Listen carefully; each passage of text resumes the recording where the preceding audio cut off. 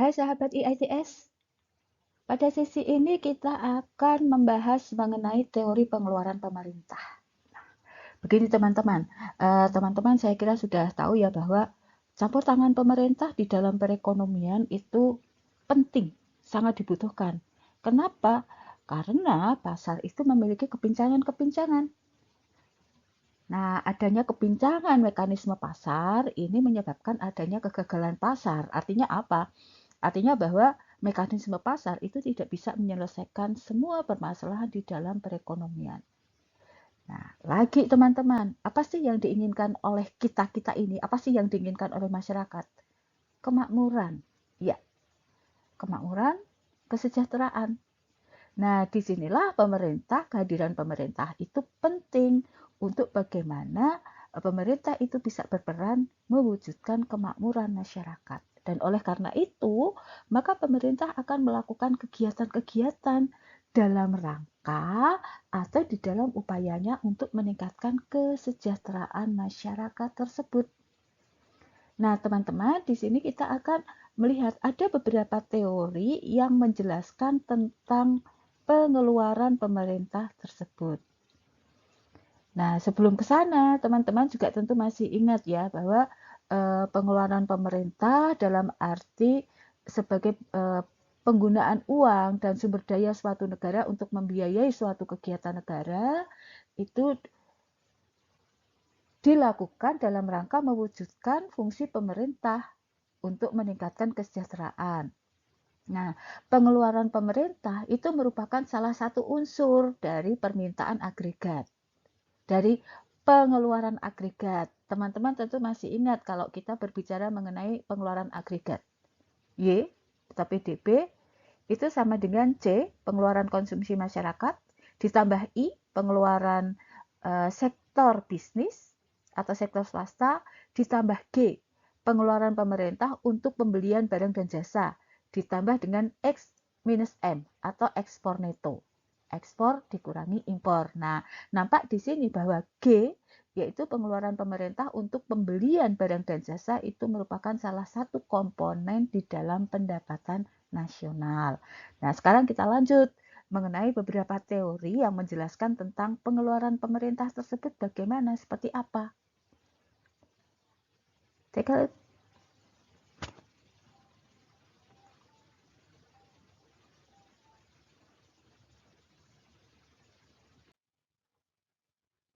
Nah, ini teman-teman, ini kalau teman-teman lihat bagaimana postur APBN terbaru kita ya tahun ini, yaitu APBN tahun 2023. Dua pos besar tentu saja ada pendapatan negara dan pengeluaran negara. Nah, pendapatan negara itu ada pendapatan pajak, ada pendapatan negara bukan pajak, dan ada hibah. Kemudian belanja negara atau pengeluaran negara itu ada dua pos besar, yaitu belanja pemerintah pusat dan transfer ke daerah. Nah, kalau yang di sini teman-teman lihat bahwa eh, mengenai pendapatan negara itu tumbuh 1,1% dari outlook tahun 2022, terutama didukung oleh langkah optimalisasi pendapatan negara dengan memastikan implementasi reformasi perpajakan secara berjalan efektif. Nah, belanja negara nih ada 3,061,2 triliun. Belanja negara diproyeksikan sebesar 3.061,2 triliun. Ini turun sebesar 3,4% dari outlook tahun 2022 dalam rangka pelaksanaan konsolidasi fiskal. Nah, teman-teman, yang akan kita bahas kali ini itu adalah mengenai pengeluaran negara. Nah, kalau kita berbicara mengenai fakta dari pengeluaran negara atau fakta dari pengeluaran pemerintah, yaitu bahwa pengeluaran pemerintah itu selalu meningkat dari waktu ke waktu.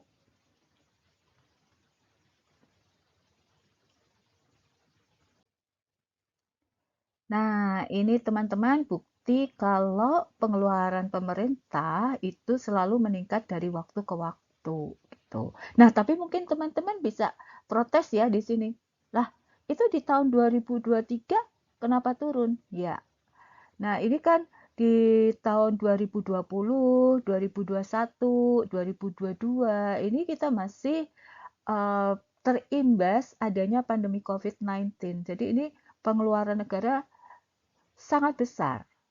Jadi pemerintah itu menggelontorkan likuiditasnya sedemikian rupa untuk berbagai kepentingan penanganan pandemi COVID-19. Kemudian di tahun 2022 ini pengeluaran pemerintah juga masih besar karena pemerintah atau kita, negara kita atau perekonomian itu perlu dipacu untuk segera pulih setelah terpuruk akibat adanya pandemi COVID-19.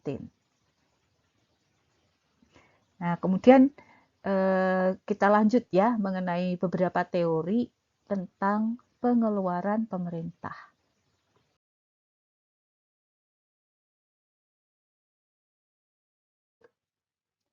Nah, teman-teman, mengenai teori pengeluaran pemerintah itu sebenarnya ada pendekatan teori ekonomi mikro maupun pendekatan teori ekonomi makro.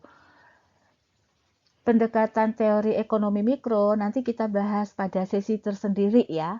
Nah, yang saat ini kita akan diskusikan, kita akan bahas adalah mengenai pendekatan teori makro tentang pengeluaran pemerintah. Ada 4 nih, yaitu ada model pembangunan tentang perkembangan pengeluaran pemerintah, kemudian ada teori Adolf Wagner, kemudian teori Peacock Investment, dan ada teori kritis Colin Clark. Kita akan lihat satu persatu, teman-teman. Baiklah teman-teman, yang pertama yaitu mengenai model pembangunan tentang perkembangan pengeluaran pemerintah. Model ini diperkenalkan oleh Rostow dan Musgrave. Dalam model ini dihubungkan perkembangan pengeluaran pemerintah dengan tahap-tahap pembangunan ekonomi, di mana tahap-tahap pembangunan ekonomi itu dibedakan menjadi 3, yaitu tahap awal, tahap menengah, dan tahap lanjut. Pada tahap awal pembangunan, peran pemerintah sangat besar untuk menyediakan infrastruktur. Ya, dapat dikatakan bahwa di dalam tahap awal itu peran swasta masih lebih besar dibandingkan dengan peran swasta. Tapi swasta kan juga nggak mau berperan ya kalau harus mengeluarkan biaya besar. Pemerintah harus memfasilitasi swasta. Itu yaitu dengan membangun berbagai fasilitas, membangun infrastruktur seperti pendidikan, kesehatan, transportasi, dan lain sebagainya. Kemudian pada tahap menengah terjadinya pembangunan ekonomi, investasi pemerintah masih diperlukan, yaitu untuk meningkatkan pertumbuhan ekonomi. Tetapi pada tahap menengah ini peran investasi swasta semakin besar. Jadi peran pemerintah itu tetap besar di dalam tahap menengah, tetapi peran swasta itu semakin besar. Semakin besar peran swasta, itu sering menimbulkan atau menyebabkan terjadinya kegagalan pasar. Kenapa? Karena semakin besar peran swasta, hubungan industrial di dalam perekonomian pun akan semakin kompleks dan itu akan sangat mudah terjadi benturan antara kepentingan dari pihak yang satu dengan pihak yang lain. Musgrave memiliki pendapat bahwa investasi swasta dalam persentase terhadap PDB semakin besar dan persentase investasi pemerintah terhadap PDB akan semakin kecil. Selanjutnya, teman-teman, bagaimana pada pembangunan tahap lanjut? Di dalam pembangunan tahap lanjut pun peran pemerintah tetap besar, yang berarti pengeluaran pemerintah juga tetap besar. Rostow mengatakan bahwa aktivitas pemerintah di dalam pembangunan tahap lanjut itu akan beralih pada penyediaan prasarana ke pengeluaran untuk aktivitas sosial seperti kesejahteraan hari tua, program pelayanan kesehatan masyarakat, dan lain sebagainya. Nah, selanjutnya teman-teman, teori Adolf Wagner tentang pengeluaran pemerintah. Adolf Wagner menyatakan bahwa pengeluaran pemerintah dan kegiatan pemerintah semakin lama semakin meningkat. Tendensi ini oleh Wagner disebut dengan hukum selalu meningkatnya peranan pemerintah. Inti teorinya yaitu makin meningkatnya peran pemerintah dalam kegiatan dan kehidupan ekonomi masyarakat sebagai suatu keseluruhan. Wagner menyatakan bahwa dalam suatu perekonomian, apabila pendapatan per kapita meningkat, maka secara relatif pengeluaran pemerintah pun akan meningkat, terutama disebabkan karena pemerintah harus mengatur hubungan yang timbul dalam masyarakat, hukum, pendidikan, dan lain sebagainya.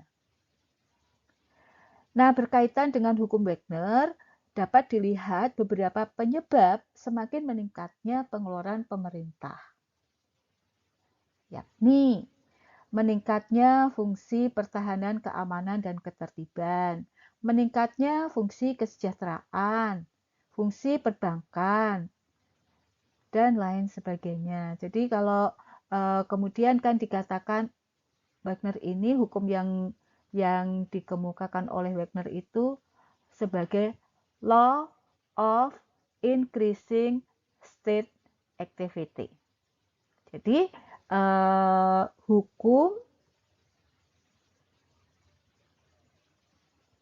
meningkatnya pengeluaran pemerintah. Jadi pengeluaran pemerintah itu selalu meningkat dari waktu ke waktu.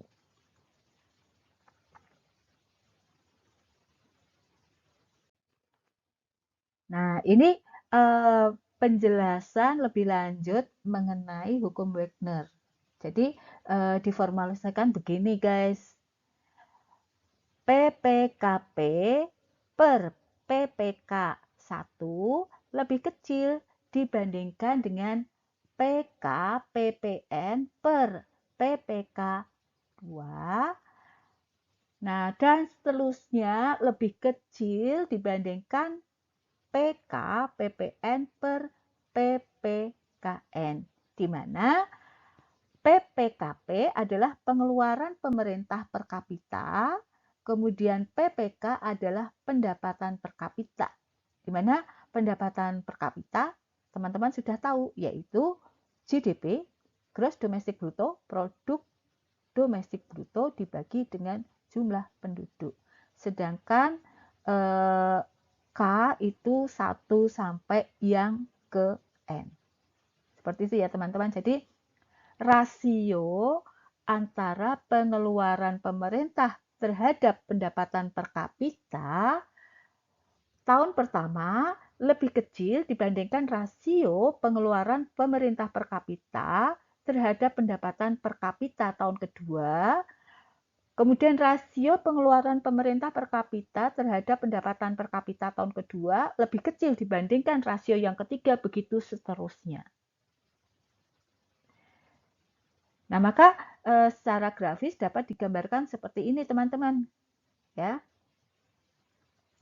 Nih, jadi selalu meningkat dari waktu ke waktu.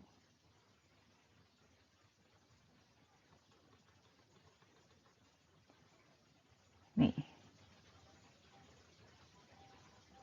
Dan ini perkembangannya itu tidak linear ya, teman-teman. Tapi ini increasing. Jadi kurva 1, jadi perkembangannya tidak linear pada kurva 2 seperti ini, tetapi perkembangannya itu cenderung seperti pada kurva 1. Jadi seperti tadi saya sampaikan bahwa teori Wagner ini mendasarkan pandangannya pada suatu teori yang disebut sebagai organic theory of state activity, yaitu teori organis yang menganggap pemerintah sebagai individu yang bertindak bebas, bertindak terlepas dengan masyarakat yang lain. Gitu. Nah, yang ketiga teman-teman yaitu teori Peacock dan Weismann. Teori ini didasarkan pada suatu analisis penerimaan pengeluaran pemerintah. Pemerintah selalu memperbesar pengeluarannya dengan mengandalkan memperbesar penerimaan dari pajak. Padahal masyarakat tidak menyukai pembayaran pajak yang besar. Jadi masyarakat itu nggak suka kalau disuruh membayar pajak tinggi-tinggi seperti itu.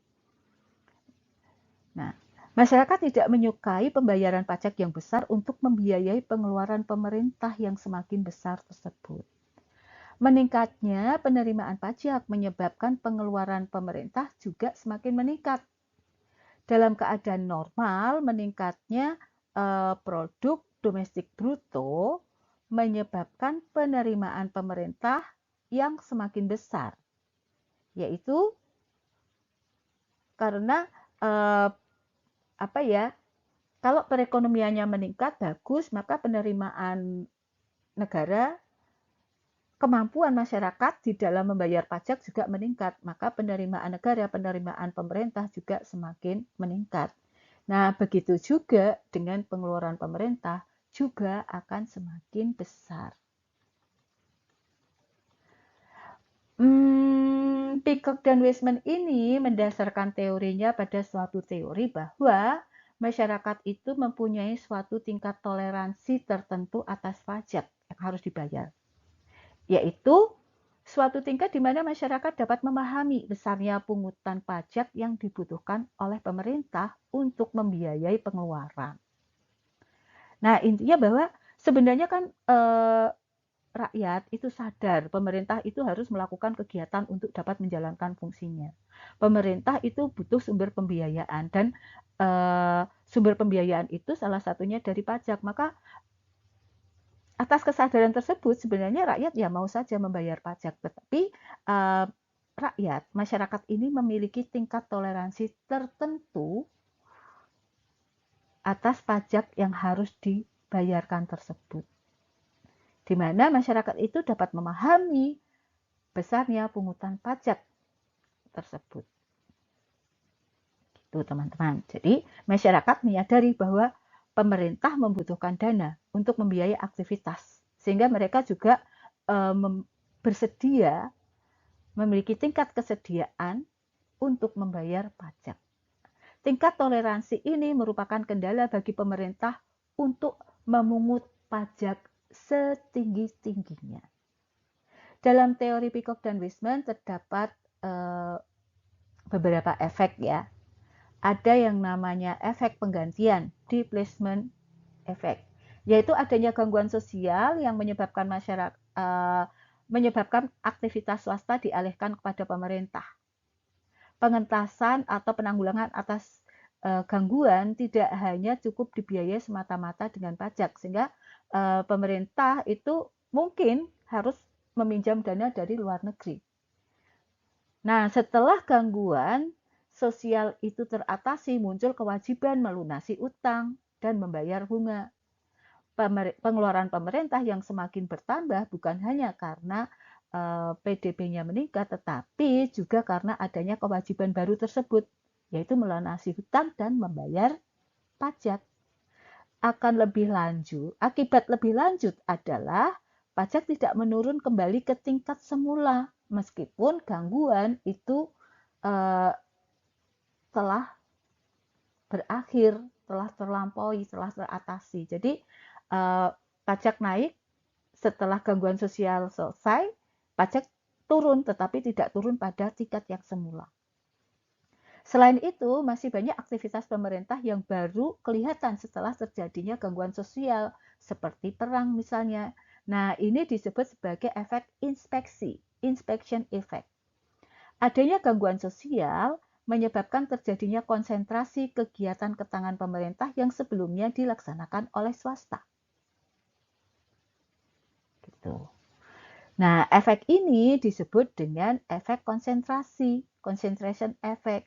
Dengan adanya depletion effect, inspection effect, dan ada concentration effect menyebabkan bertambahnya aktivitas pemerintah.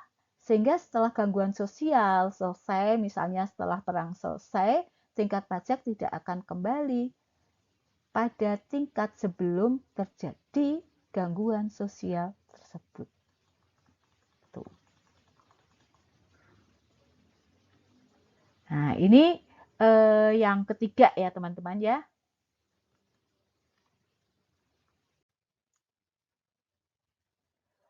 Nah, selain gangguan sosial seperti adanya perang, itu masih ada beberapa hal juga loh teman-teman yang menyebabkan pengeluaran pemerintah itu selalu meningkat.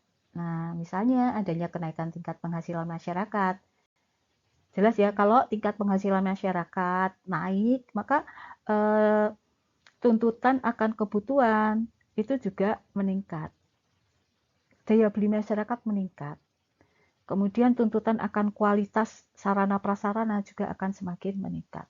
Adanya urbanisasi, yaitu perpindahan penduduk dari perdesaan ke perkotaan. Adanya urbanisasi ini akan menimbulkan masalah baru di perkotaan. Jadi karena ada kultur yang berbeda, ada struktur ekonomi yang berbeda antara perdesaan dengan perkotaan. Saat terjadi perpindahan penduduk dari perdesaan ke perkotaan, nah mereka ini mungkin eh, belum bisa beradaptasi, maka kemudian akan timbul pengangguran di perkotaan sebagai akibat dari adanya urbanisasi tersebut. Nah, pemerintah harus campur tangan. Bagaimana pemerintah kemudian bisa menyediakan lapangan pekerjaan bagi para migran ya, jadi para penduduk yang berpindah dari perdesaan ke perkotaan tersebut. Lalu adanya perkembangan demokrasi. Semakin demokrasi berkembang, maka pengeluaran pemerintah juga semakin berkembang. Teman-teman mungkin bisa jelaskan ya, atau coba think about it, bagaimana pengeluaran pemerintah itu bisa meningkat ketika uh, demokrasi meningkat. Nah, silakan teman-teman untuk mencari penjelasan mengenai mengapa kalau perkembangan demokrasi, kalau demokrasi berkembang, maka pengeluaran pemerintah juga berkembang. Kita diskusikan nanti. Yang ketiga, yang kelima, yaitu adanya ketidakefisienan dan pemborosan birokrasi. Ya, ini jelas lah, kalau ini udah jelas lah. Teman-teman pasti bisa menjelaskan sendiri. Peran pemerintah sebagai penggerak pembangunan dan timbulnya program-program kesejahteraan masyarakat ini yang ketujuh tadi kan ada kaitannya dengan yang teori yang pertama dari Rostow dan Musgrave ya, bahwa pada akhirnya kan pada ekonomi tahap lanjut gitu, aktivitas pemerintah beralih pada program-program kesejahteraan seperti ini.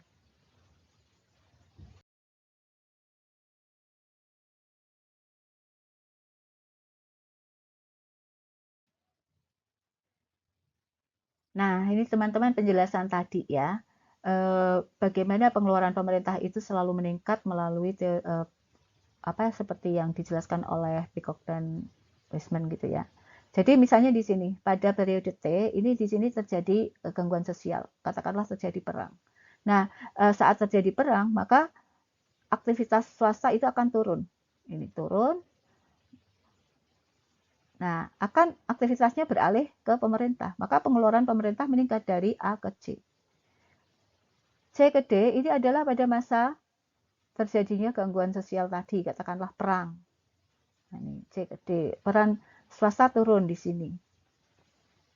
Lalu pada titik D ini gangguan sosialnya setelah selesai. Nah, setelah gangguan selesai, peran swasta naik lagi ke sini. Nih, ke semula ya.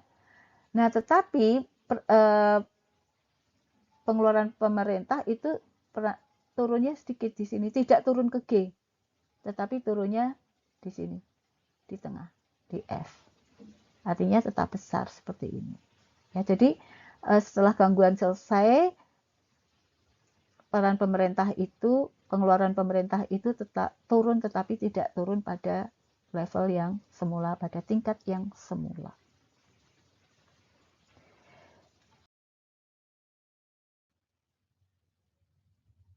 Nah, kalau ini guys, ini kalau kita membandingkan bagaimana peningkatan pengeluaran pemerintah menurut Wagner, Solow, Musgrave, dan Peacock dan Weisman. Kalau Wagner, Solow, dan Musgrave itu bentuknya kurva mulus gini ya, seperti ini. Kurva ini. smooth. Tapi kalau menurut Peacock dan Wasman itu pengeluaran pemerintah itu akan konstan di dalam beberapa waktu. Maka bentuknya seperti tangga. Tetap kemudian pada waktu tertentu naik konstan, naik lagi gitu. Maka bentuknya seperti tangga seperti ini. Tapi sama-sama naik ya, hanya beda pola saja. Gitu.